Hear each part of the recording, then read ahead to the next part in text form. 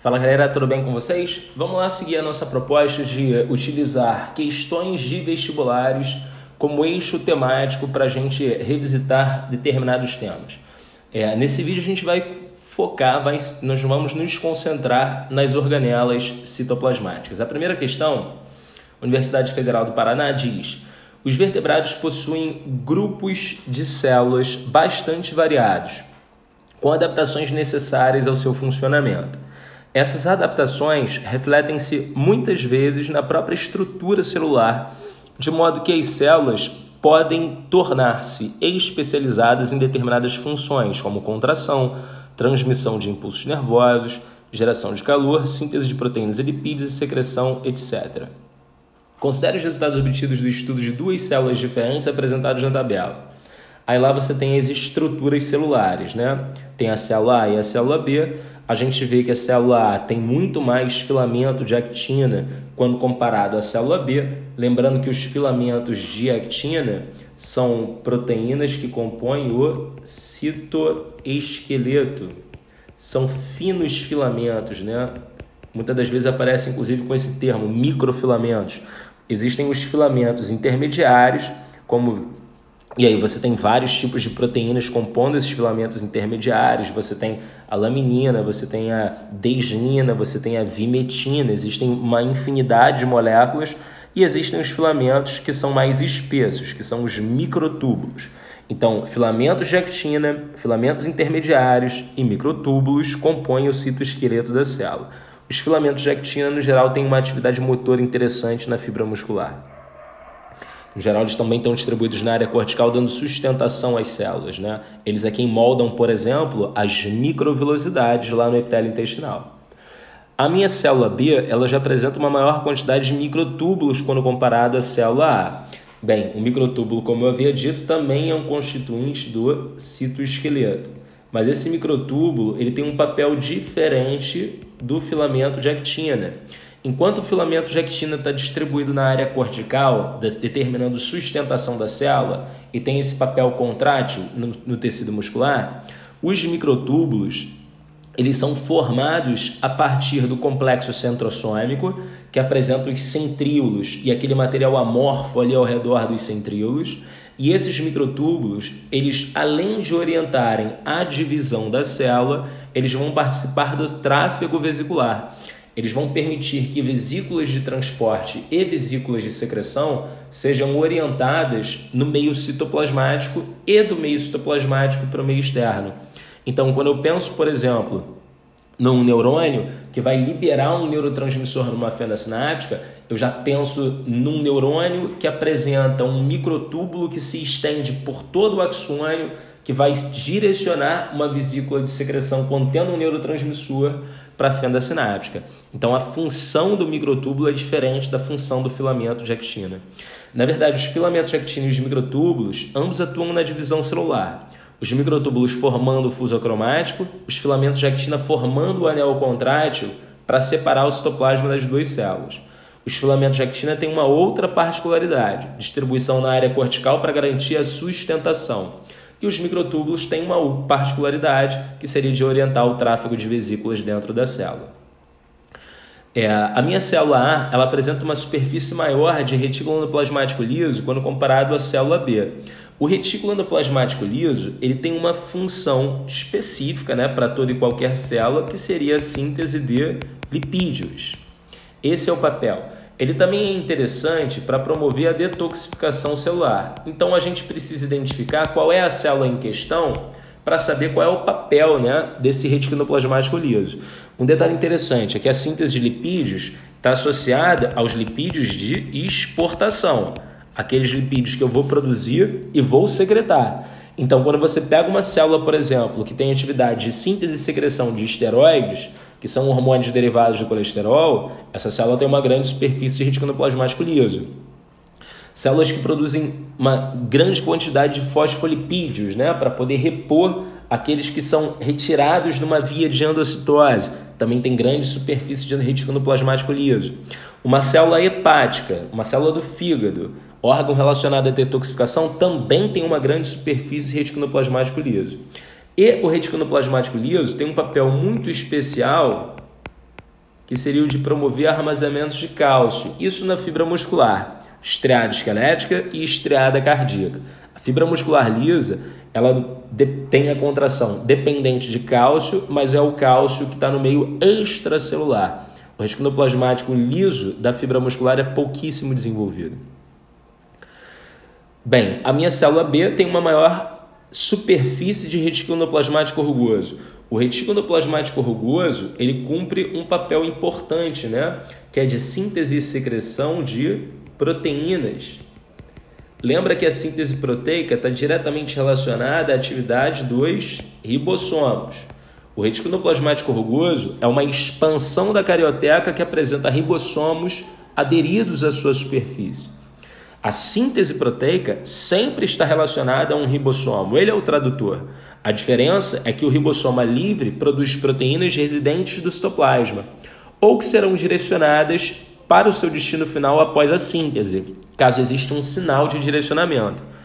Já as proteínas do retículo endoplasmático rugoso, obrigatoriamente são proteínas de exportação, e o destino final delas ou é o interior do lisossomo, uma enzima lisossomal, ou é o meio extracelular, ou é uma proteína de membrana, um carreador, um receptor, uma enzima associada à superfície da membrana ou uma proteína de ancoragem.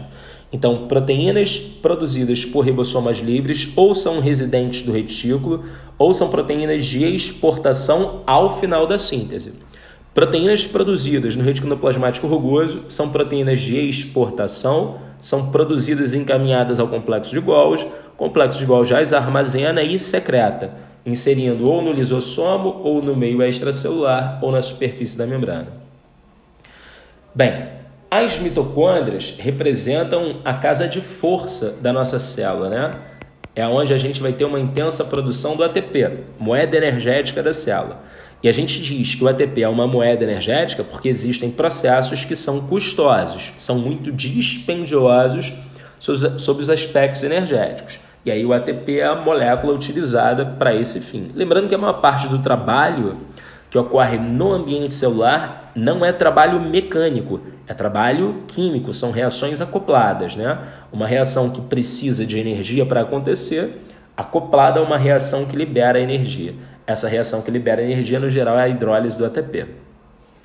O complexo de Golgi, ele também cumpre múltiplos papéis, dependendo da célula que ele vai estar associado. No geral, a gente define papel de armazenamento e secreção. Mas antes, ele ainda vai selecionar os produtos de secreção e fazer pequenas modificações nessa estrutura. Por exemplo, proteínas provenientes do retículo podem ser clivadas, podem ser glicadas, glicídios podem ser adicionados.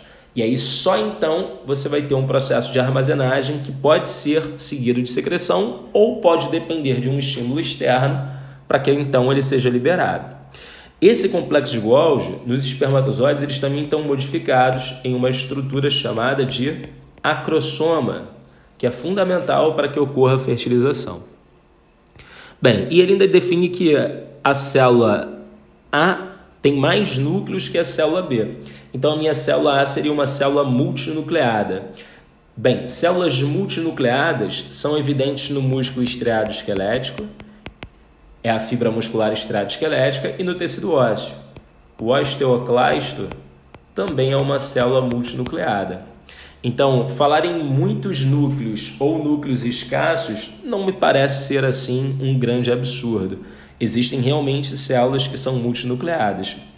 Duas, né, na verdade, pelo menos as quais eu conheço. Bem, então, nitidamente, eu diria que a minha célula A é uma célula do músculo estriado esquelético, né?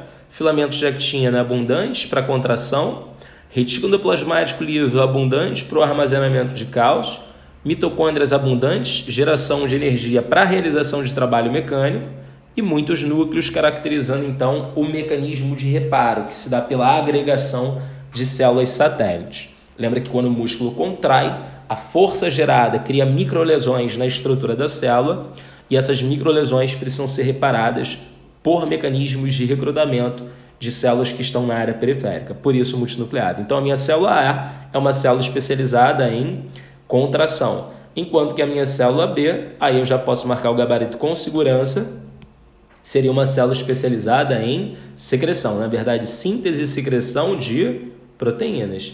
Destaque aqui para o meu complexo de Golgi e para o meu retículo plasmático rugoso. Mitocôndrias muito numerosas, com grande atividade, por ser um processo extremamente dispendioso. Microtúbulos também em maior quantidade para poder orientar o tráfego dessas vesículas, dessas proteínas que se encontram no interior de vesículas. Bem, então a gente pode seguir para a próxima questão. Questão de número 2, do IFE do Ceará.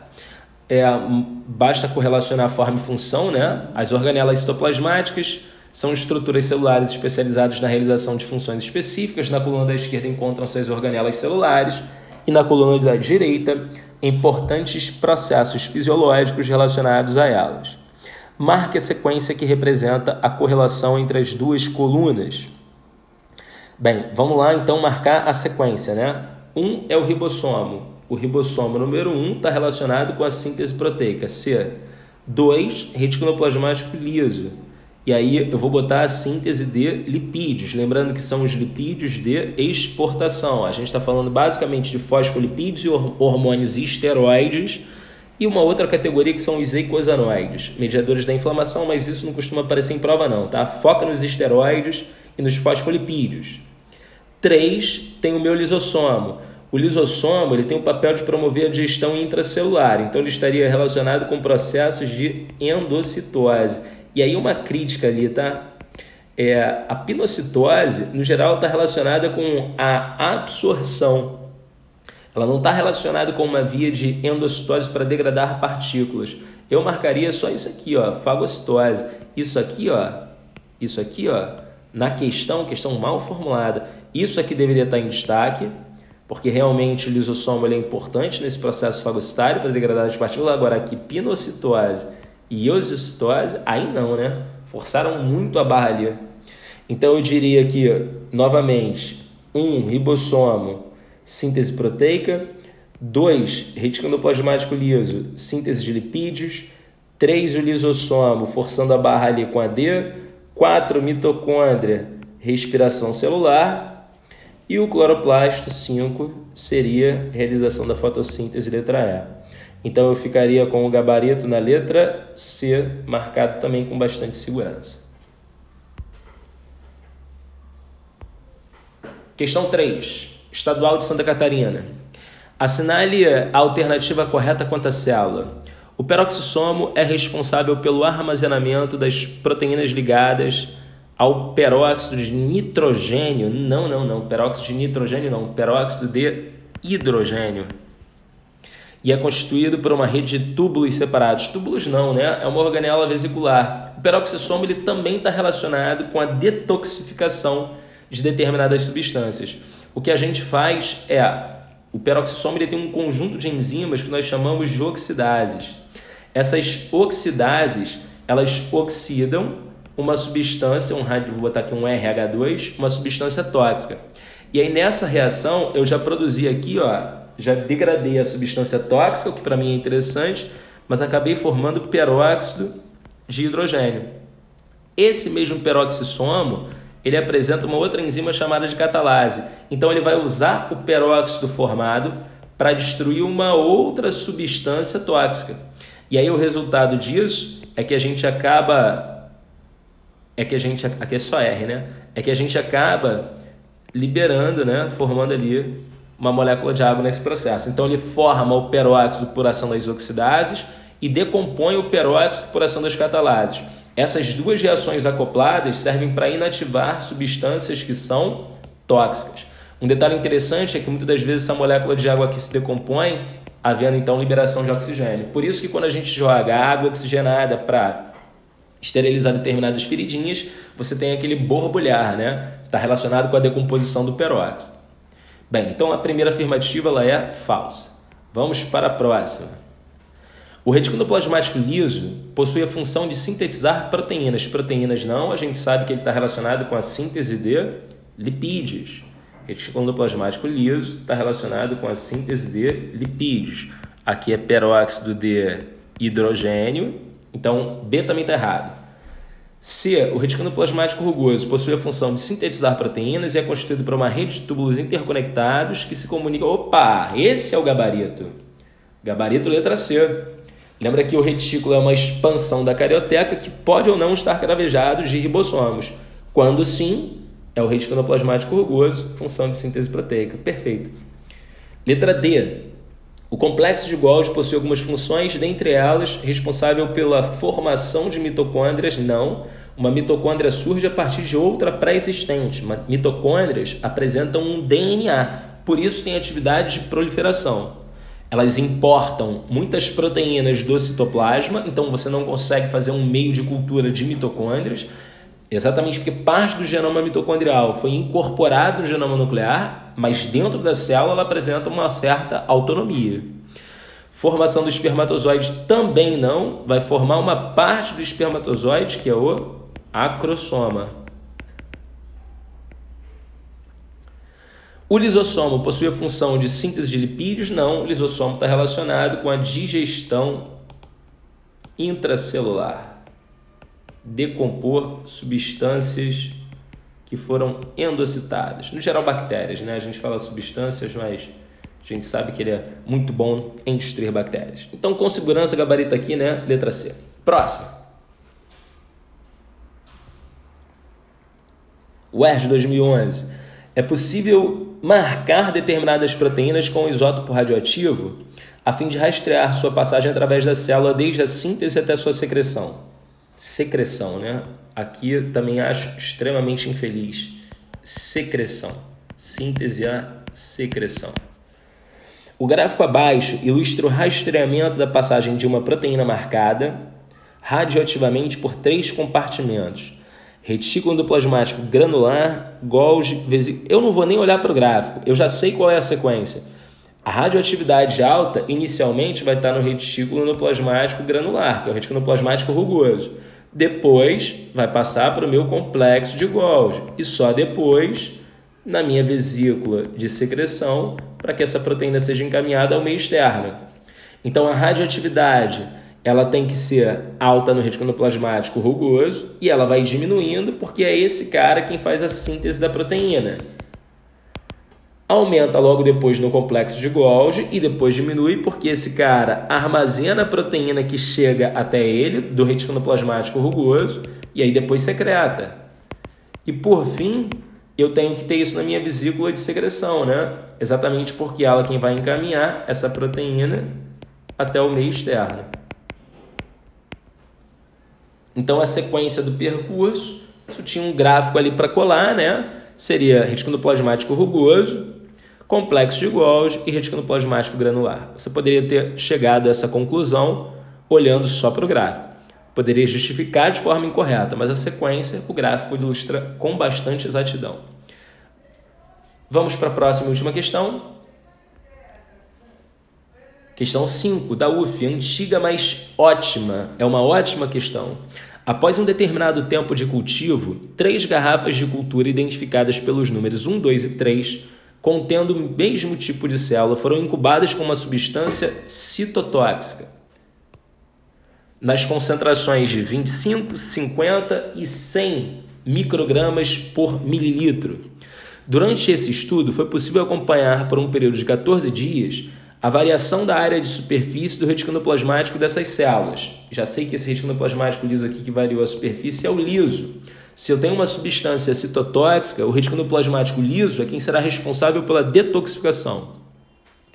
Entretanto, na hora de colocar os resultados na tabela, o pesquisador, atrapalhado, não conseguiu ler a identificação das garrafas e, por isso, ele as denominou aleatoriamente de X, Y e Z.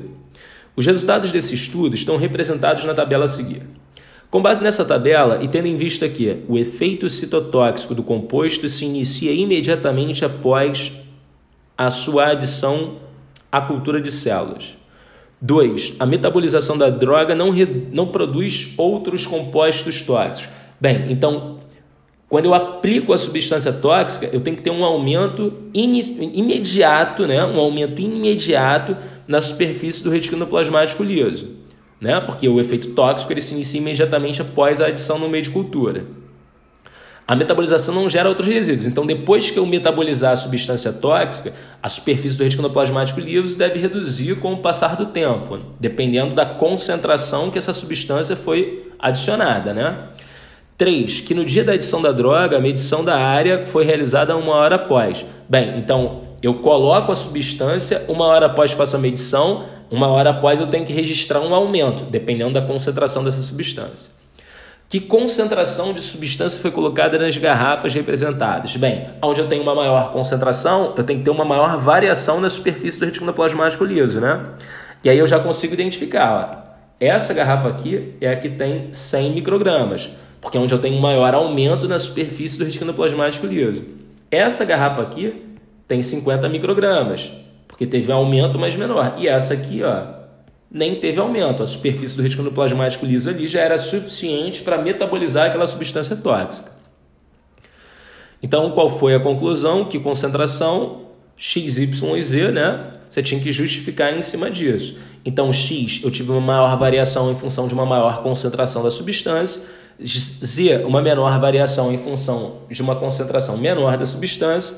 E Y, não houve variação em função de uma pequena concentração, levando em consideração que a superfície de retículo plasmático que existia na célula já foi suficiente para metabolizar aquele composto.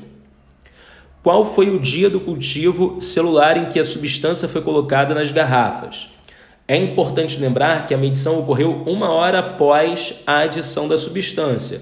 E aí eu reparo que 0, nenhuma das 3 teve alteração. No dia 2, nenhuma das 3 teve alteração. No dia 4 já comecei a ter alteração no frasco X e no frasco Z. Então eu adicionei a substância, foi aqui, né? No dia 4. Adicionei no dia 4, 1 hora depois eu fiz a medição.